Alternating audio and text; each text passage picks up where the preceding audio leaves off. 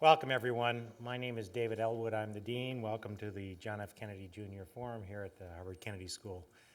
It's a great, great honor to have with us two sensational and thoughtful people today, and a great testament to them that we have this big a crowd on a Friday afternoon where it's a rare nice day in Boston this year.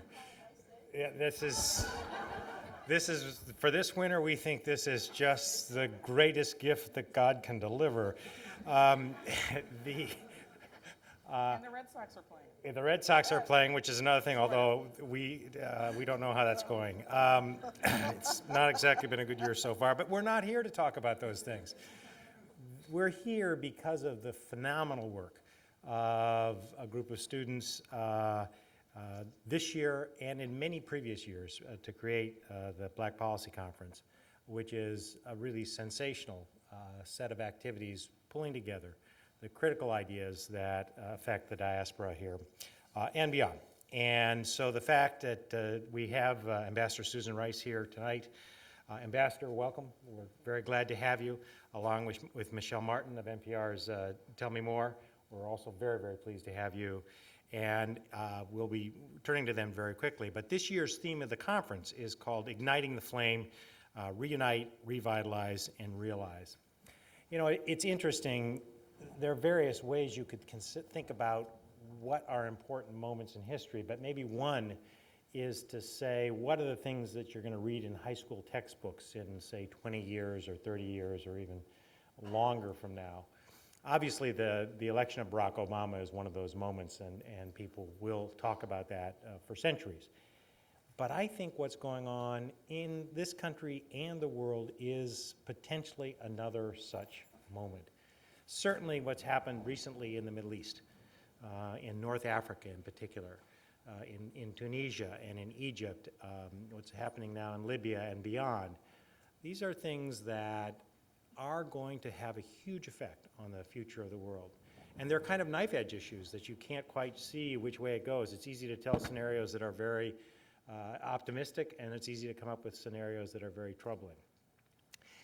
And you think in the United States, there was a sense of euphoria with the election of Barack Obama, but of course many of the underlying problems remain. Indeed, he was delivered a set of problems that are about as hard as any president perhaps since FDR, and indeed there were more of them in terms of just the sheer numbers and the like. Issues remain on issues from poverty to a whole range of issues of opportunity, to prisons and many, many others. These are times that call forth the very best in everyone, and the Black Policy Conference, it seems to me, is really a critical element of all this. And the fact that students have organized the whole thing, which accounts for its high quality, is precisely one of those things that makes us extremely proud. Everyone here at the Kennedy School believes in making the world a better place, and goodness knows we need help at these times. So I want to first thank the organizers, co-chairs Akilah Robinson, who we'll hear from in a minute, Ozzie Smith, Nathan Dial, and Gabrielle Wyatt. If we could just give them a hand for their terrific work right down here.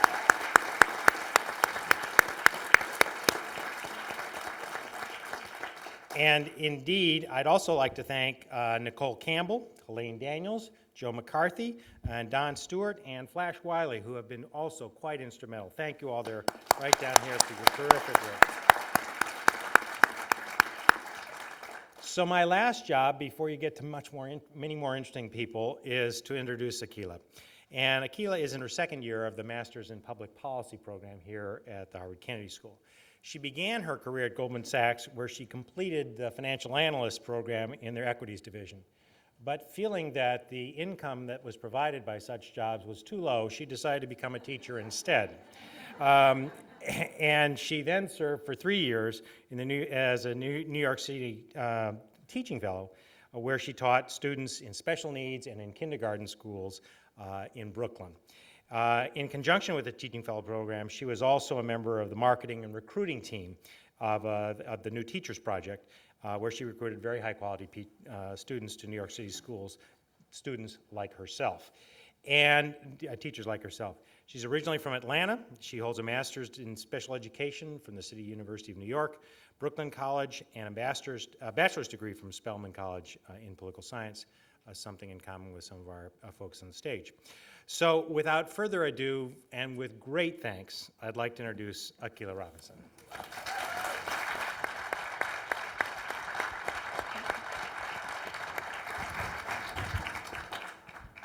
Thank you, Dean Elwood, for those kind words, and I definitely want to thank the Institute of Politics for their continued support of the Black Policy Conference. Welcome to the 7th Annual Black Policy Conference at the Harvard Kennedy School.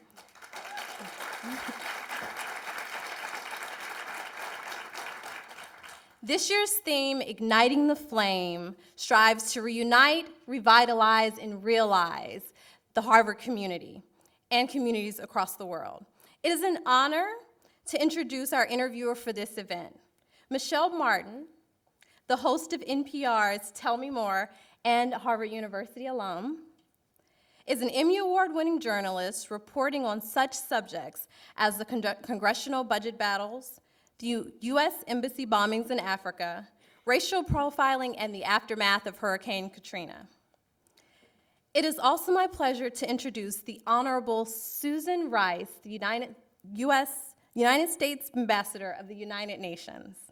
Ambassador Rice is focused on strengthening the capacity of the UN to undertake complex peace operations effectively, addressing climate change, preventing the spread of nuclear weapons, and combating poverty, disease, violence, and genocide. I personally admire Ambassador Rice for your continued support and focus on communities of color. Without further ado, I would like to introduce them both. Thank you.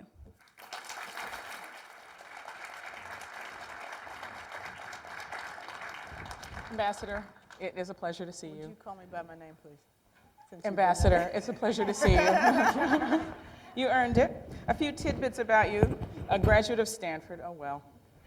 Where she earned her bachelor's, a graduate of the University of Oxford, where she earned her doctorate in philosophy, and a graduate of the National Cathedral School in Washington, D.C., where she earned the nickname SPO, for Sport in Life, for her aggressive moves on the basketball court. Just for the record, Sarah Barracuda has nothing on her. And after completing her education, she worked in the private sector before entering public service as the Director of International Organizations and Peacekeeping for the National Security Council during the Clinton administration. I do think it's worth noting that your post coincided with the Rwandan genocide, whose anniversary we mark this very week. She later became Special Assistant to the President and Senior Director for African Affairs in 1995, Assistant Secretary for African Affairs at the State Department in 1997, and of course now United States Ambassador to the United Nations, where she's the first African-American woman and the second youngest person to hold that post. And she is a wife and the mother of 2 school-aged children, not the least of your responsibilities. And so we thank you for taking the time. And one of the reasons I mentioned that, because there is a lot of interest, as I understand, in the students in the personal and the political, and I do hope we get to a point where we will routinely ask male high officials how they do it all, and they will expect an honest answer. But until that day comes, it is left to us. And so thank you for being willing. You've generously agreed to talk a little bit about that. And on behalf of all of us, if I may also just take a moment to offer my condolences for the loss of your father, the distinguished economist and former Federal Reserve Governor Emmett Rice, who left us last month. And I feel, if I may, just to offer our condolences for that. We do want to start with the news of the day, of course. The ongoing stories that many people are covering here, of course, Libya and the Ivory Coast. But because this week coincides with the time that we believe marks the beginning of what came to be known as the Rwandan genocide, I did want to ask if your insights from that conflict informed your judgment and perspective about the ongoing conflicts, particularly in Libya and the Ivory Coast. Well, I think for any of us who had the experience of being a policymaker during the time of Rwanda and indeed of Bosnia and what evolved in the 1990s, Somalia, Haiti, Kosovo, these were impactful and powerful experiences, and I don't think anybody can deny that. I was a very junior staffer at that point on the NSC. I had the portfolio that actually corresponds to my own now. I was responsible for UN issues and peacekeeping, and later went on to work on African issues. But I had the opportunity to travel to Rwanda in December of 1994, 6 months after the genocide ended. And I had the life-searing experience of walking through churchyards that were still littered with corpses that were decomposing. And I have said in other circumstances that was a very powerful and moving experience for me. But I had a conversation a few minutes ago with a Crimson reporter who asked me a very similar question, so she should feel good. She's Apple doesn't fall far from the tree. And I explained that what has informed my own thinking is much more than Rwanda. It was the success of intervention in Kosovo. It was a failure of intervention or failure to intervene in places like Darfur. In the meantime, since 1994, there has been a great deal of evolution in the conception of humanitarian intervention and the responsibility to protect, which was enshrined as a norm, but never in a genuine way acted upon. So I've seen, and I think many of my colleagues have seen, successes and failures, but I think these analogies are overdrawn. Libya, there was a combination of factors that really led to the decision that President Obama made and the Security Council made to authorize intervention to protect civilians. And it was, that combination included, Gaddafi's unbelievable record, historic record of atrocities against his own people. The very crude and credible threats he was making to go door to door to root out anybody who opposed him, and referring to his own people as rats and cockroaches. The fact that he was on the doorstep of Benghazi, a city of 700,000 people that were his enemies declared, and that there was quite a horrific prospect of really unbelievable atrocities. And then combine that with the fact that the Arab League, the states in the region, had urgently requested that the international community act to protect civilians, not only with a no-fly zone, but with more robust measures. The fact that this whole awakening in North Africa and the broader Middle East would have been substantially impacted by what did or didn't happen with respect to the international community's reaction to that request and to what was going on the ground. And then finally, that it proved possible to get the authorization of the UN Security Council to take these steps, which itself was, if not unprecedented, then very unusual. And so all of those factors came together, including the assessment that important steps could be taken short of the use of ground forces, that by trying to prevent Gaddafi's forces from moving into Benghazi from air, that a lot of lives could be saved. So all of those things came together, and sometimes people say, well, why Libya, why not, Cote d'Ivoire, why not Zimbabwe, and why not Sudan? And there's no doctrine, in my judgment. There's no cookie-cutter answer that you can apply to every circumstance. This was a unique convergence of factors, and it was possible to act, it was right to act, and in doing so, the President and our NATO and Arab partners have saved lots of lives. Others may want to ask further questions about Libya, and we will turn to the audience soon, but I do want to ask one more question about an ongoing story, which is the Ivory Coast. I just checked about a couple of minutes before we came in here, and as I just checked, the incumbent, Laurent Gbagbo, still seems to be hunkered down in the basement of the presidential palace, still refusing. He's talked to French media, he's talked to French foreign minister, still refusing to recognize the international community, which is the consensus is that he is no longer a president. And yet, now his opponent, Mr. Ouattara, his side has now been implicated in atrocities, in the western part of the country. And so the question really I have for you is the UN has had an ongoing presence there for some months. And has the UN played an effective role in this conflict? Are the terms of engagement robust enough for scenarios such as this? Or does a large-scale loss of life have to occur before any meaningful intervention occurs? Well, I think we got to put first of all, the UN's been in for several years with a peacekeeping force whose original role when the country was divided between the North and the South after the civil conflict was to, essentially police that dividing line and then subsequently to try to support the conduct of elections. And we had those elections culminated in November with Ouattara winning. And the UN played a crucial role at that stage in certifying, it's a long, complicated story, but certifying that Ouattara was in fact the legitimate winner. And because Gbagbo used every means he could to try to obscure that fact. So the UN was really the eyes and ears for the countries in West Africa, all of Africa, and then ultimately the international community to say, here's who really won, and stood up and insisted that that result be respected. From a peacekeeping point of view, the UN force, it's called UNOSI, has a relatively robust mandate already, but it was stretched thin. It had forces up in the north, some out in the west, some in Abidjan, so it's recently been reinforced.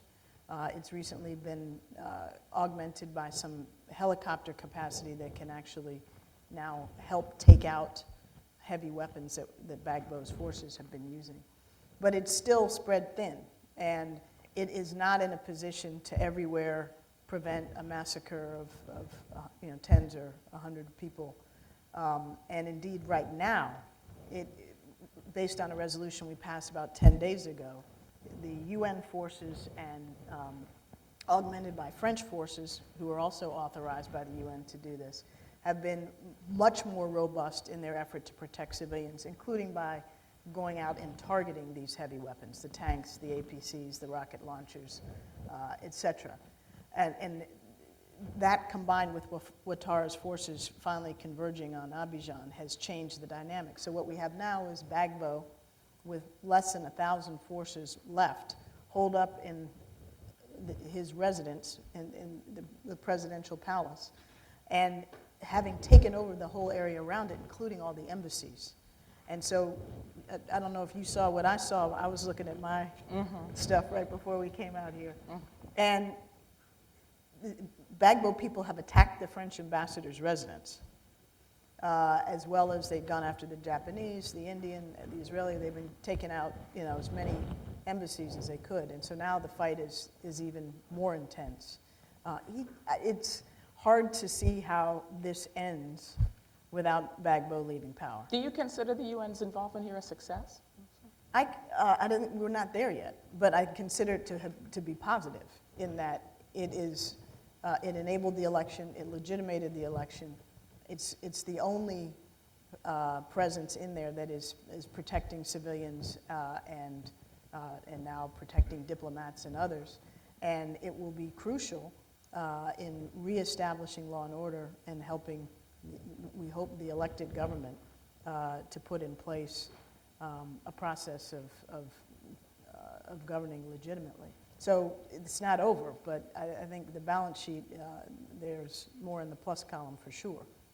I was interested in reading some of the messages on some of the websites who were covering this story, and one of the points that someone made, I don't remember on whose news site it was, that said that Gbagbo was initially the good guy. Years and years ago, he was the guy who was supposed to bring elections. Elections were held, and then he became this guy. And as a student of the region, well, yeah, I hear what you're saying, but I just want to ask. Elections for 5 years? For 5 years, they were held, and now he's refusing to honor them. And I'm asking you whether you feel, many people have celebrated the democracy on the continent. As a longtime student of the continent, many elections being held. Is the tide of history moving in the right direction when it comes to respecting the rule of law and governance, proper governance as we understand it on the continent? I think yes, broadly speaking. but it's not linear, and it's not uniform in its pace. And there's some notable outliers, like Zimbabwe, just to Eritrea. I mean, we could spend a few minutes on the outliers, but and many others. But one of the things that I think has been most interesting about what has transpired in Cote d'Ivoire is that the most forceful advocates for Ouattara's victory and installation were first and foremost the other countries of West Africa. And within that group, there are some strong democracies and some less strong democracies and some non-democracies.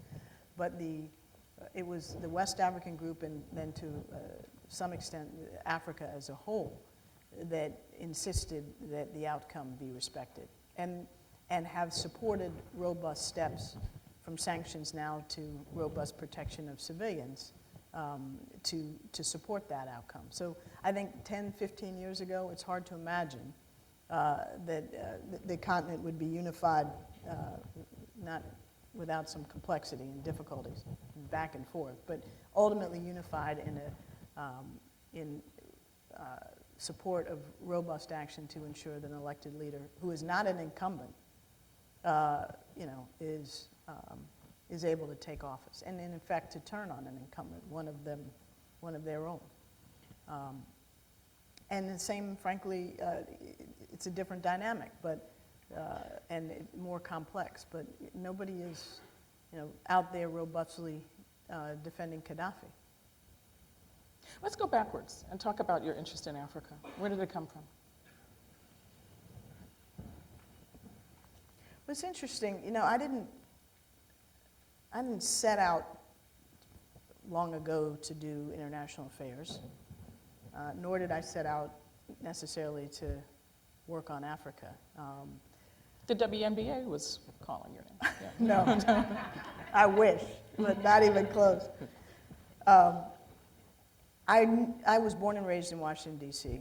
I grew up in a family that was very public-oriented, and my father was a public servant. My mother was in and out of public policy, and my father, an economist, she focused on education, higher education policy. And I grew up at a dinner table where we discussed and debated the issues of the day. And so I always had an interest in government and public service. But for the longest time, frankly, until I was in graduate school at Oxford, I figured I would go on to law school and I'd be some kind of social activist or civil rights lawyer, or run a nonprofit that did good works focused here in the United States. And maybe back when I was really young and naive, I thought I might want to run for elective office. I went to Oxford on a scholarship after college. I figured that I would come back and go to law school.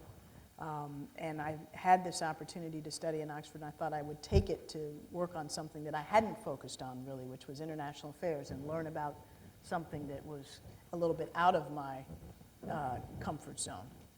And I got into it, I enjoyed it. I wrote my doctoral dissertation on the transition of Rhodesia to Zimbabwe and the role that the international community played in that effort. And I think that enabled me to travel to Zimbabwe and to spend some time doing field research there, and then later to do some more backpacking around West Africa.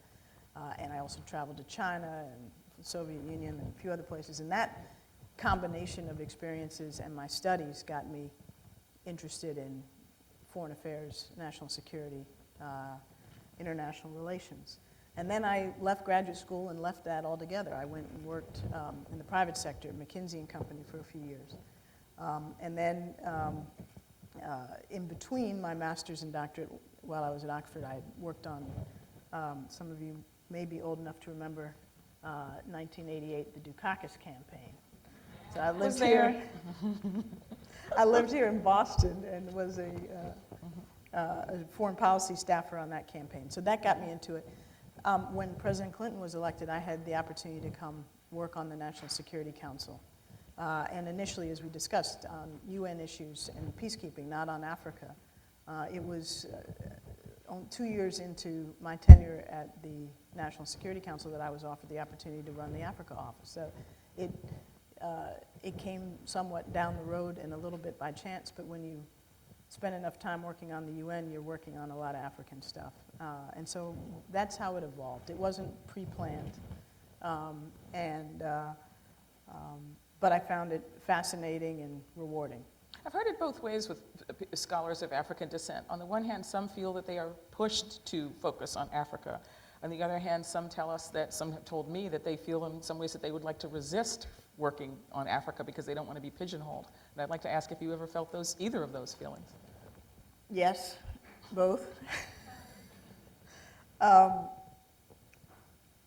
My interest in international affairs preceded my interest in Africa and was always broader, but including Africa. And I was concerned in all candor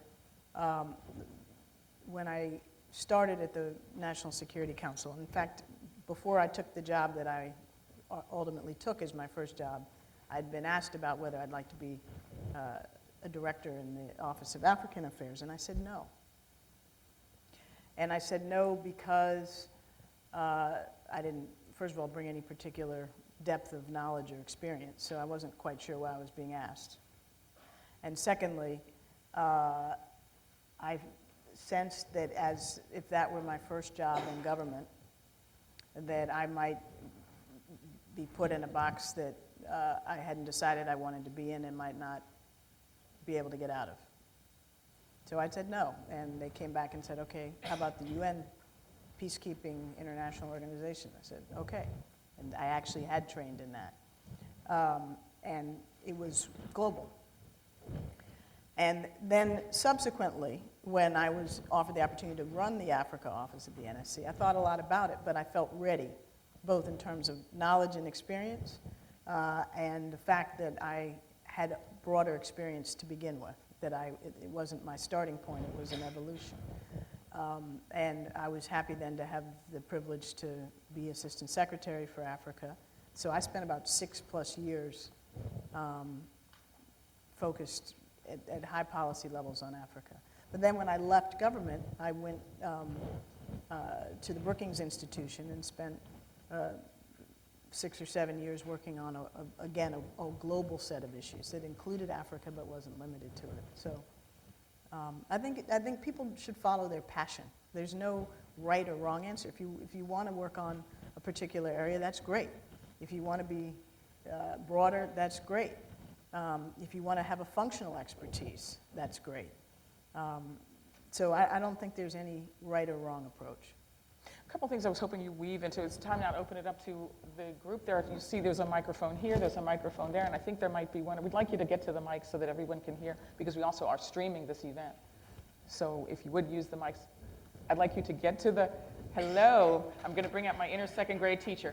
Please use the mic because we are streaming the event, and we'll try to get to as many as we can. We are going to cut the questions off with 5 minutes to 5 because the ambassador does have to stick to her schedule, but I also want to give her an opportunity to give a closing thought if she would.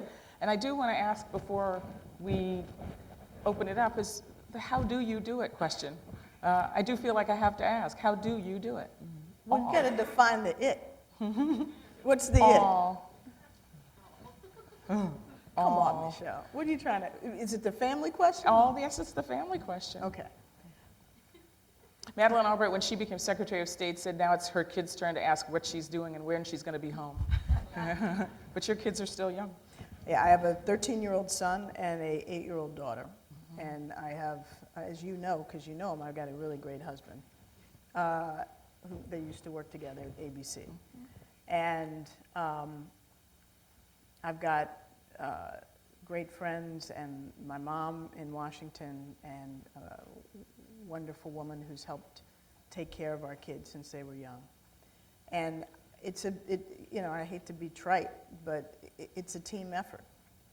And I would not be able to do what I do, in all honesty, if I didn't have a tremendous husband who has been supportive of everything I've done at every step of the way. He's, got his own intense professional career, and he has nonetheless, particularly in this job, he's home with my kids in Washington during the week, making sure the homework gets done and that they get to bed and that they get up and they eat their breakfast and drive them to school and, all that whipping that, has to be done to keep things together. And does it with good humor and spirit. So that's the sine qua non. The other sine qua non is that I have great kids and that they are in a good place right now. They're healthy, they're at the moment anyway, well-adjusted, and they get what I do. They're sort of old enough to understand it and think that it's important, and so they're supportive. And that makes a big difference because, at different stages, when I was at the State Department as a younger assistant secretary with a newborn, from the time my son Jake was 3 months old to when he was 3.5, I was running around the African continent. That was harder because he wasn't able to understand, why I came and went. And he would usually be happy to see me, but once in a while he'd remind me that he didn't appreciate me being gone. And I'll never forget 4 or 5 days after I left government in January 2001, he said to me at 3.5, "Mommy, I'm really glad you're not in that job anymore. I really didn't like it when you did that." And if he had said that to me a week earlier, I probably would have, broken down in tears. But the fact that he had the inner wisdom to somehow wait until I could deal with that was very powerful. But right now, they're in a place where they get it and they provide support and reinforcement. So you became UN ambassador to get out of carpool, pretty much. Let's go back and forth. Okay. Why don't we start here? We'll just, and there's, let's see, I see, okay, 1, 2, 3, 4. Okay, we'll just keep working our way around. Hello. And we know you know who we are, so we'd love to know who you are. Hi. Thank you for coming. I really appreciate your being here, and I'll make it short because there are a lot of people who want to ask questions. My name is Lisa King. I'm a mid-career student here at the Kennedy School, and getting all my work done. I will anticipate graduating a month and a half from now. And a bunch of us just went to Israel on an Israel trek, an official HKS trek, and heard a lot from both Israeli side and the Palestinian side in anticipation of this UN vote in September to recognize a Palestinian state. And in light of the Arab Spring, in light of the events in Israel of recent, of the increasing violence, can you talk to us about what the word is, as much as you can tell us? What can you tell us about what's going on at the United Nations in anticipation of this vote in September? The United States does have veto power. What's the anticipation of what the decision will be? What can you share? Because we do know, just one quick thing, we've heard that the Israelis are, yes, I'm going to be quick, the Israelis are doing things to block, as well as the Palestinian side, that there has been the call for a third intifada if they don't get what they're asking for. So, Well, it's a very important question, and it's a timely one. Interestingly, at the moment, there's some anticipation, but there's not a lot of debate, discussion, and ferment. I think a lot depends on what happens between now and September. If the parties are able to return to the table and resume direct negotiations, that's a very different universe than if the current situation persists. We just came out of a pretty bruising vote in February on the settlements resolution, which the United States vetoed, the first veto of the Obama administration.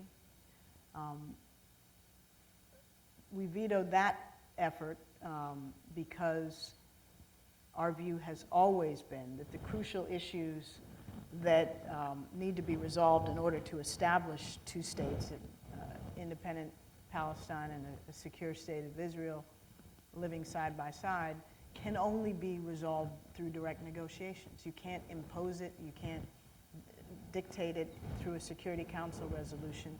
They've got to actually sit down and figure out the borders and figure out refugees in Jerusalem and all of the difficult final status issues. The same logic would apply if the Palestinians were to seek the establishment of a state without those issues being resolved. Our view has always been that these issues have to be negotiated. Now, I'm not going to comment in specific on a hypothetical. We're not there yet, and I don't know. It's too far out to speculate. But I think clearly the principle that you can't just pass a piece of paper and create a state has to be understood. The state has to be made real through understandings on where it is to be found on a map, what the borders are, what all of the difficult issues are. And if it were that easy, it could have been done by now, but it's not that easy. The reality is these have to be negotiated. I'm going to ask the gentleman here.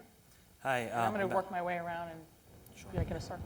Hi, my name is Ibrahim Khan. I'm a freshman at the college, and on behalf of the undergraduate population here, I'd like to thank you for coming. My question is about Haiti. This week, Haiti elected Michel Martelly, who he said that he wants to reinstate the Haitian army. I couldn't hear that. Who said, I'm sorry? Michel Martelly, Yeah. who was recently elected, he said that he wants to reinstate the Haitian army. Okay. And President Préval, he's asked, this week, he asked the UN Security Council to shift the UN mission in Haiti from peacekeeping and security to development. So do you believe that that's going to happen in the near future? The shift to a development mission? Yes, from peacekeeping and security. No, it's a short answer. The reason is that first of all, if what Haiti is seeking from the international community is no longer a support for security, and by the way, the UN mission does more than that already. It too played an instrumental role in the electoral process and et cetera, earthquake relief and a number of other things. But if it wants more of a development presence, that's not what peacekeepers do, by and large. I mean, there's certain projects they could do here and there, but peacekeepers are almost by definition there first and foremost to perform a security function. There are other ways that the United Nations and the international community can support Haiti in the development realm, and do. But we have a peace-building commission, we have the United Nations development programs, we have the specialized agencies. There are all kinds of different ways, and there's already an international coordinating mechanism that's co-chaired by the Haitian Prime Minister and by former President Clinton that is meant to coordinate all these development activities. Second reason I say no is because many members of the Security Council, as a matter of principle, not only specific to Haiti but in other contexts, are very reluctant to see peacekeeping missions morph into development missions. And so a number of them are influential and they would probably block it. I think there could be some role on the margin of the mission for activities that support and encourage development. But the fact is, Haitian police force was being built and was fragile before the earthquake. The security apparatus that was already fragile was largely destroyed by the earthquake. Lots of folks let out of prisons. The security situation is being managed by the UN for the most part in Haiti. And if that were to evaporate without the Haitian capacity in place to replace it, it would be a very serious problem. Let's ask this gentleman here and then this lady here. Hello, Ambassador Rice, and thank you very much for coming. I'm Arturo Elizondo, a current student here at the college. Drawing from your experience as ambassador in foreign policy, what do you consider to be the best piece of advice you can offer to the youth and to us Harvard students that some of us want to go into foreign service and with the ultimate goal of changing the world? Well, first of all, I'm glad that's what you want to do. That's great. And I hope as many of you as possible will seriously consider careers in foreign policy, national security, international relations. It would be tremendous if you would do it by joining the Foreign Service. I want to give a plug for that. But that's not the only way to do it. There's our civil service, which makes crucially important contributions. our uniformed military service, our intelligence community. There are many important ways to contribute. And not all in government, by the way. But I think my advice would be as follows. First of all, and I said it earlier, follow your passion. Do what you are excited about. Don't do what your parents think you ought to do. Don't do what's going to make you the most money. Don't do what you got a scholarship to do.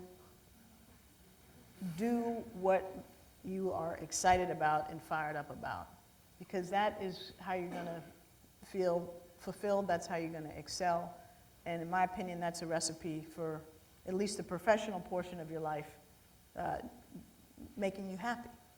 So that's the first piece of advice. Secondly, the more you can travel and live abroad, the more you can develop your language skills, which for me is a real shortcoming, the better.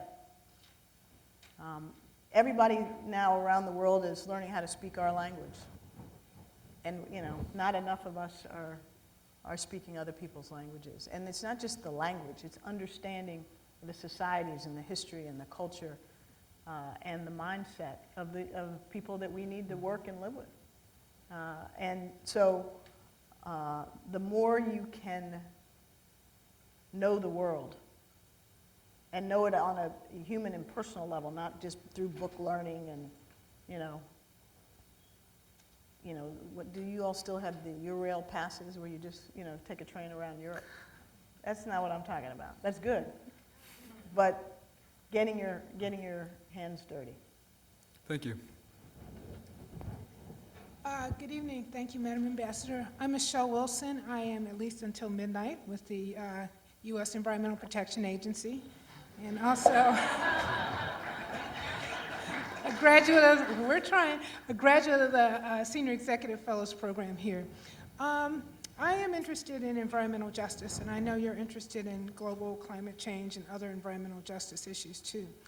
How do you see these issues rising to a level particularly in West Africa, in sub-Saharan Africa, where they are competing with issues of water and hunger and those kinds of things, since they're issues that often the harm comes 25 years from now instead of you don't have any water today?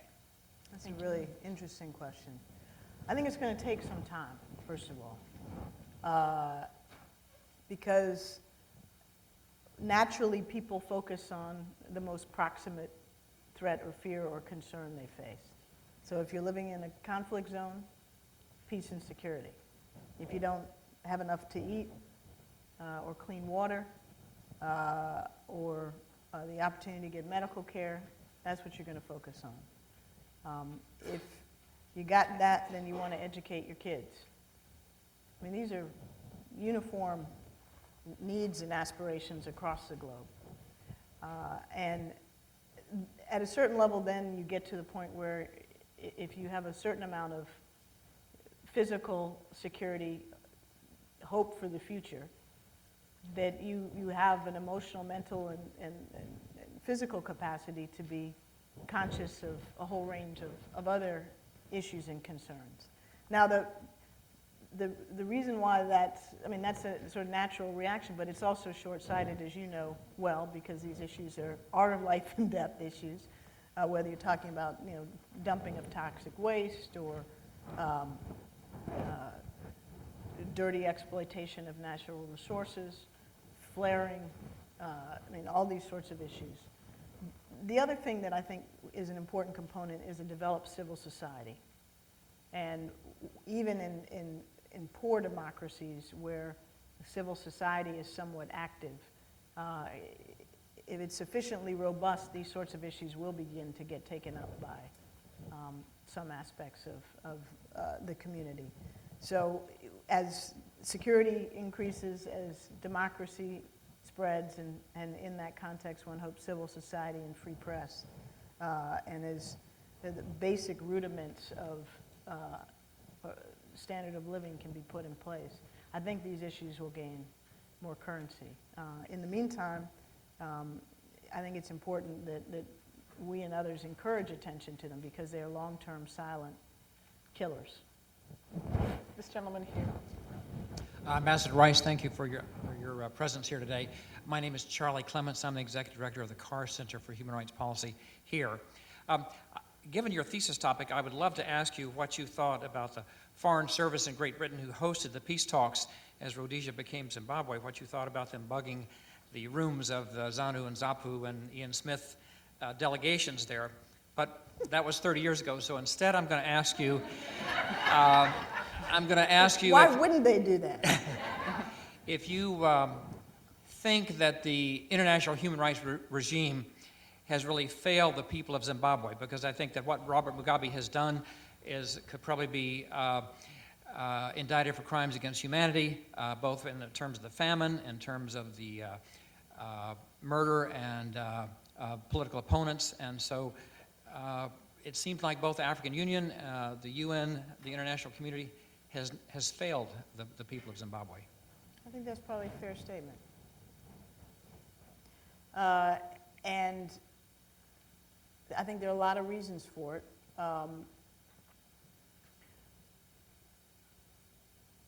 The first is that unlike, in the case of Cote d'Ivoire, which we were discussing earlier, when starting in the late 90s, when Mugabe really started to use excessive oppression to retain power, he was not ostracized and isolated by his African colleagues for doing so. He definitely manipulated the public perception, not in Zimbabwe, but in the region and beyond, as being sort of Zimbabwe against the colonial powers, against Britain, against the United States. And he had pretty impeccable revolutionary credentials, given his role as a liberation fighter. And to this day, but I think less and less every day, he has still not been met with the pressure and condemnation of his peers in Africa. And that makes it very difficult as a practical matter to get the support and the votes to use multilateral organs like the Human Rights Council or the General Assembly or what have you to condemn him or call him out or refer him to the ICC. By the way, one of the things that's least noticed about what happened with respect to the Security Council in Libya is the referral of Gadaffi unanimously by the Security Council to the International Criminal Court.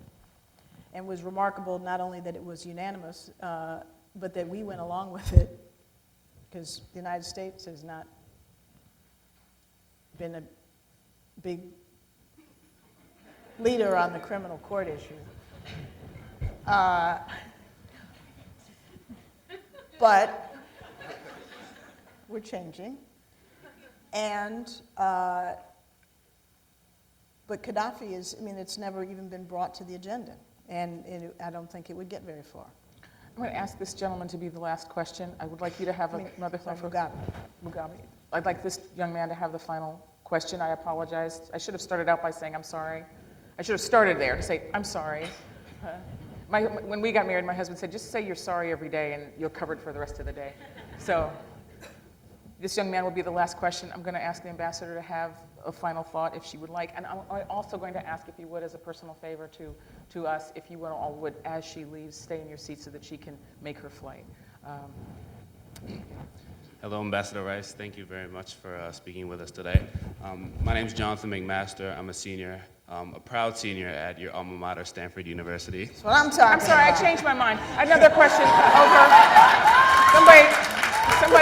Somebody else. I'm sorry. Cut. Okay. And I'm actually going to be working for you this summer in New York. Are you really? Yeah, with Excellent. the Security Council branch in New York. At the mission? Sorry? You coming to the U.S. mission? Yeah, this summer. Excellent. So my question is,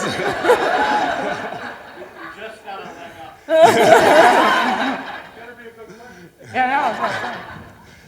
My question is, a lot of people are worried about President Obama putting troops in Libya and about U.S. troops on the ground and them being in harm's way in Libya, perhaps in the future. I'm wondering whether you believe that military involvement in Libya inevitably leads to U.S. troops on the ground and putting troops in harm's way.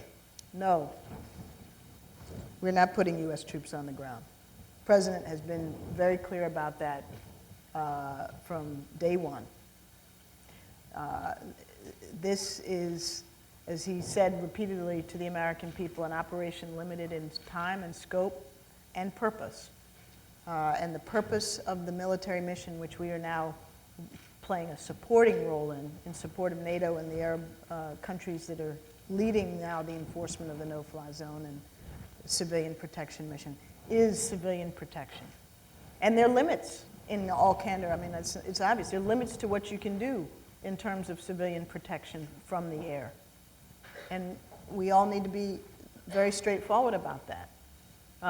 You know, we are not striking targets in densely populated urban areas from the air because there are enormous risks of collateral damage. And the mission is to protect civilians, not to do further harm. And so we will not be putting American troops on the ground in Libya. And we are doing what can be done with our partners as part of a coalition pursuant to an international mandate to protect civilians. Thank you. Thank you. Ambassador, if you give us a closing thought, if you would. First of all, thank you for having a Stanford person to the Kennedy School. And it's great to come back here. This is a place I've had the privilege to visit on a few occasions, and every time I do, I'm reminded of why I should come back. It's a tremendously talented student body. I'm really glad that there's a combination of graduates and undergraduates here today. And you inspire me to keep doing what I do and to do it as best we can. And I hope as many of you as possible, I said this earlier, but I'm going to repeat it because this is the theme of the day. I hope as many of you as possible will really seriously consider careers in or parts of your careers in foreign affairs, national security, international relations. We need the best talent.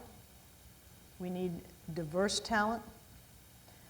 We need people representing and serving our country who bring all of the strength, all of the complexity, all of the religions, races, ethnic backgrounds, national origins, sexual orientations that is the great diversity of our country.